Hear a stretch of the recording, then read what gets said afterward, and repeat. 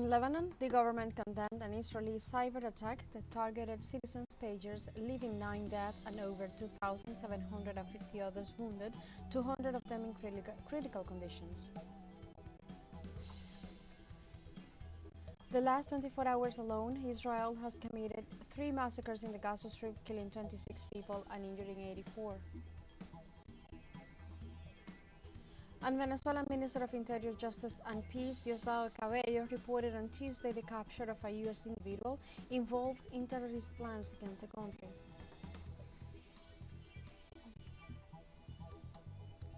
Hello and welcome to From the South. I'm Alejandra Garcia from teleSUR studios in Havana, Cuba. We begin with the news. In Lebanon on Tuesday, 9 people were killed and a large number were injured as a result of the explosion of wireless devices in several regions of the country.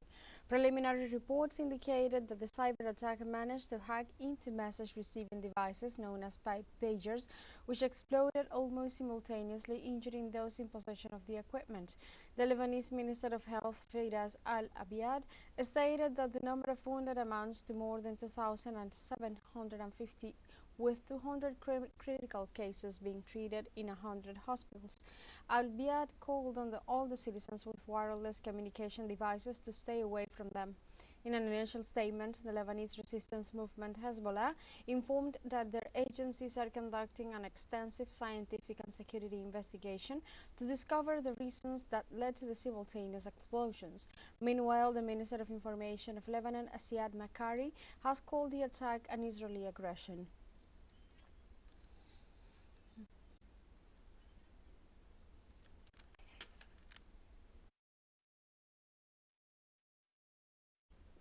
Lebanon's acting Minister of Public Health called on health centers to urgently treat all injured people following the explosion of wireless devices in several regions. I make a call to treat as urgently as possible all the wounded. We also call on the entire health team to assume all their responsibilities. The Lebanese minister denied that hospitals had refused admission to those injured in the attack and urged the population to consult official media outlets. There has been talk that some of the hospitals have refused to receive some of the wounded. That is not true. I say that unfortunately in these critical cases false news are spreading. Please everyone get the information from the official media. We are trying to give the information almost immediately. There has been an excellent response from the health teams. I also reiterate our call for all parties to assume their responsibilities, and I wish a speedy recovery to all the wounded. For his part, Communications Minister Siad Makari reported that the Lebanese government is in discussions to approve the budget to care for all the victims of the recent Israeli attack. We are discussing the draft budget to attend to all the people affected, taking into account what the government income allows. We are called to attend to all the needs of the citizens. We are working together to solve all these problems, far away from populism. Here is what we know so far regarding the mass detonations of communication devices reportedly caused by an Israeli cyber attack on Lebanon. After more than 5,000 pagers exploded throughout the country, the Lebanese health minister confirmed the death of at least 9 people, while the number of wounded has reached 2,750. The minister added that around 200 critical cases are being attended in more than 100 hospitals. Unfortunately, as a result of the attack, it's been reported that a little girl named Fatima Jafar Abdullah Nament died when a pager exploded inside her family's house in the city of Sarain in Bekaa, eastern Lebanon. In addition, the Iranian ambassador to Lebanon, Mojtaba Aminaran, suffered minor injuries but is reportedly doing well.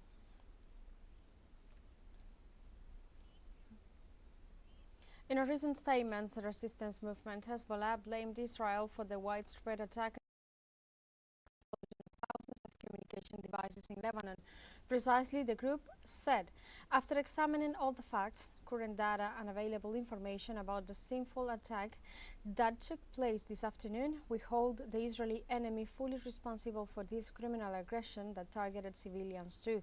Hezbollah said it will continue to support the Palestinian resistance and added the treacherous and criminal enemy will certainly be punished for this aggressive act. In a previous statement, the movement had called on people not to pay attention to rumors, false and misleading information that some parties spread in order to wage psychological warfare in favor of the Zionist enemy.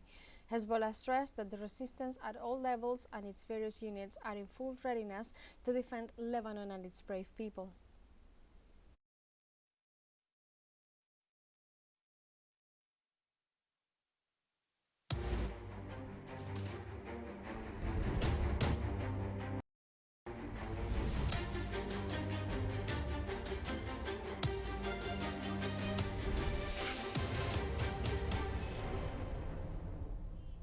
In Palestine, authorities announced that in the last 24 hours alone, Israel has committed 3 massacres in the Gaza Strip, killing 26 people and injuring 84.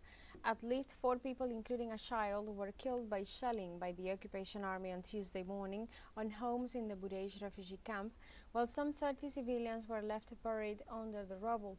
According to civil defense rescue teams, it was a twofold attack that struck firstly on a block of houses and secondly on emergency teams searching through the rubble. The death toll of the genocide launched by Israel on October 7 has increased to more than 41,000 victims, most of them children and women, while more than 95,000 Palestinians have been wounded.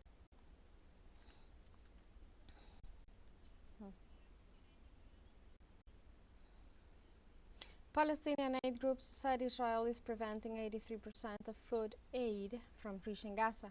A group of 15 aid organizations declared in a joint statement that the people of Gaza are only eating an average of 1 meal a day because the Israeli military is blocking 83% of the food aid needed to reach the besieging enclave.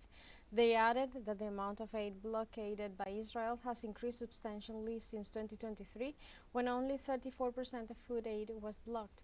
The director of the Palestinian non-governmental organization network PNGO, Ahmad Al-Shawa, said in the statement that 100% of Gaza's population is now dependent on aid and shortages mean that people are starving.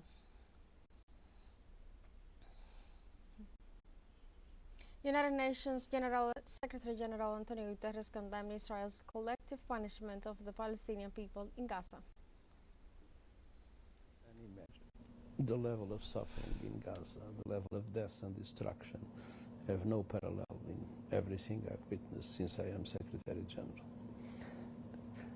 Obviously, we all condemn the terror attacks made by Hamas, as well as the taking of hostages, that is an absolute violation of international humanitarian law. But the truth is that nothing justifies the collective punishment of the Palestinian people. And that is what we are witnessing in a dramatic way in Gaza. In turn, United Nations Special Rapporteur on the rights situation in the occupied Palestinian territory, Francesca Albanese, said that Israel has become a pariah and suggested that the country's membership in the United Nations should be questioned. Unavoidable for Israel to become a pariah in the face of its continuous, relentless, vilifying assault on the United Nations on top of millions of Palestinians.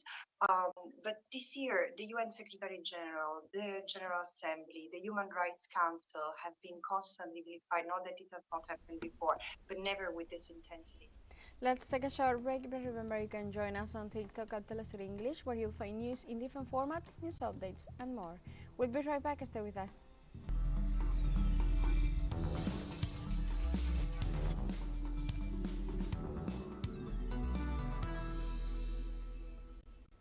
Welcome back.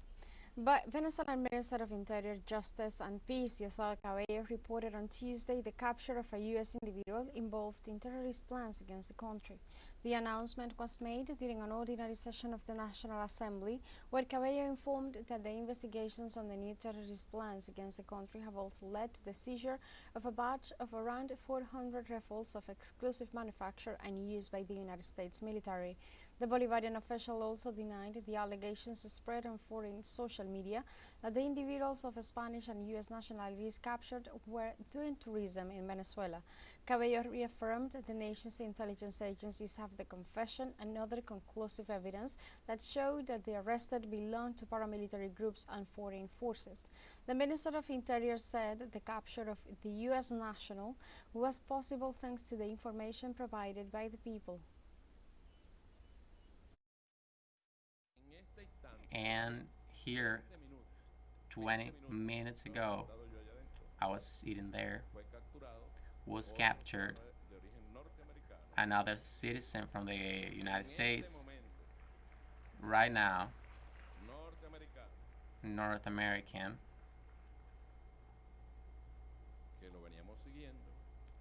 we were following him. He was captured here in Caracas, taking pictures to electric facilities, oil facilities, military units. Venezuela has a very powerful motor, which is the consciousness of our people.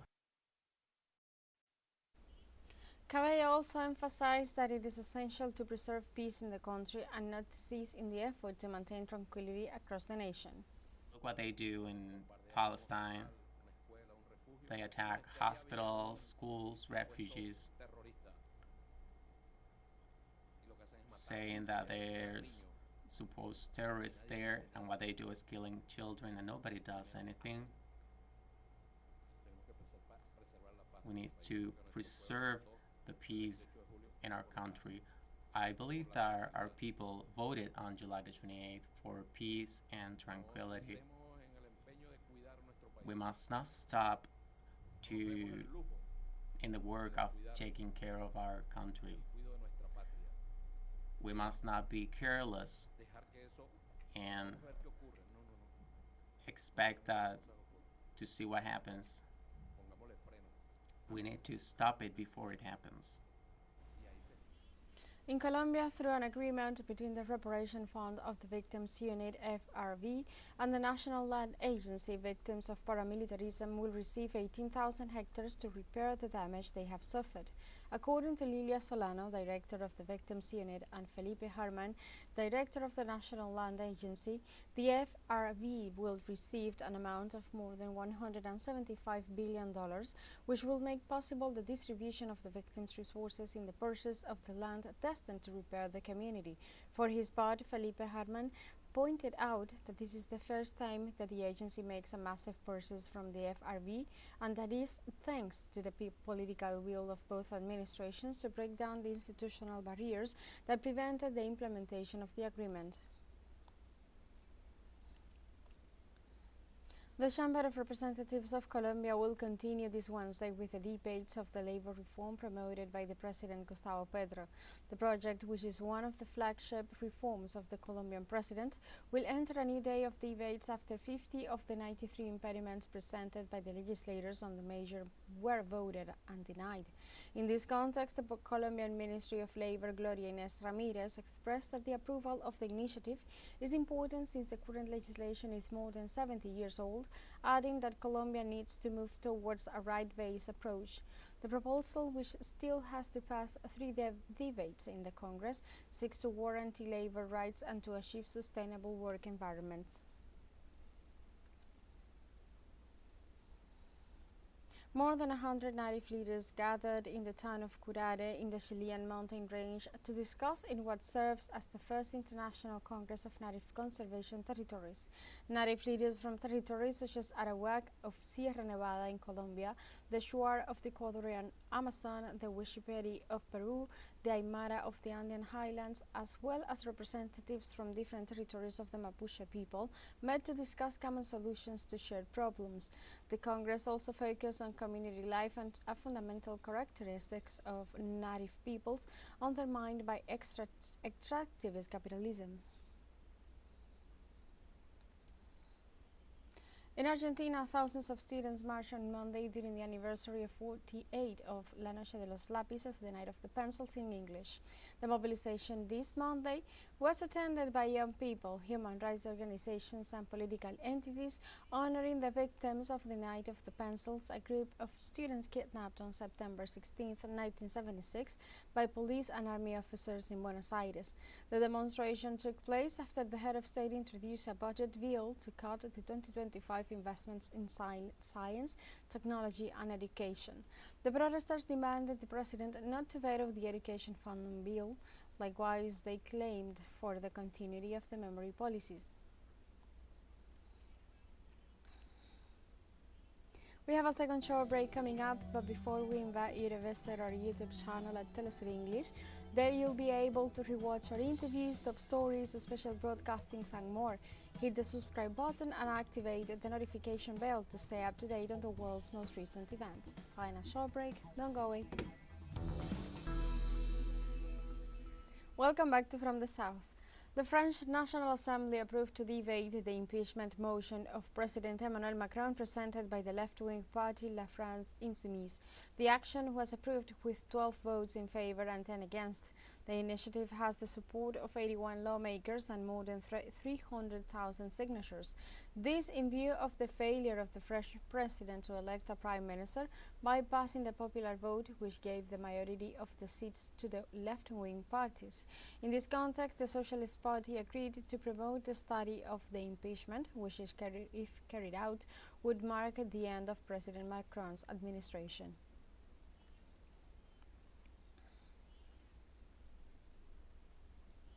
In this context, the leader of the France Insoumise, Jean-Luc Mélenchon, had this to say on X: the debate of the impeachment motion of Macron is approved. Where there's a will, there's a way. And now, action. Eric Coquerel is going to fetch the budget documents hidden at Matignon, and on September 21st, rally with the youth for Macron's impeachment.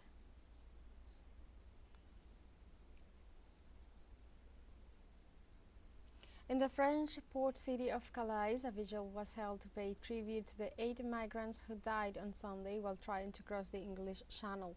Regional Prefect Jacqueline Biland said the incident occurred around 1 a.m. local time in waters off the coast of the northern city of Ambleus. The official stated that the vessel was carrying approximately 60 people from countries such as Egypt, Sudan, Syria, Afghanistan and Iran, and capsized due to the large number of people being transported. So far this year, 46 migrants have lost their lives trying to reach British shores. Hong Kong's chief executive John Le Ka-shue condemned on Tuesday the recent legal actions of the U.S. government that intend to close the 3 economic and trade offices the city has in the North American nation. The remarks come after the partisan Hong Kong Economic and Trade Office Certification Act got passed last week by the U.S. House of Representatives as part of a series of China-related proposals being scrutinized. In this context, Lee stated that the punitive bill is part of Washington's political tactics aimed at suppressing Hong Kong's development. Furthermore, the Asian leader warned that businesses in the Western nation will suffer if the government adopts the bill. The Special Administrative Region of China currently has 14 economic and trade offices overseas.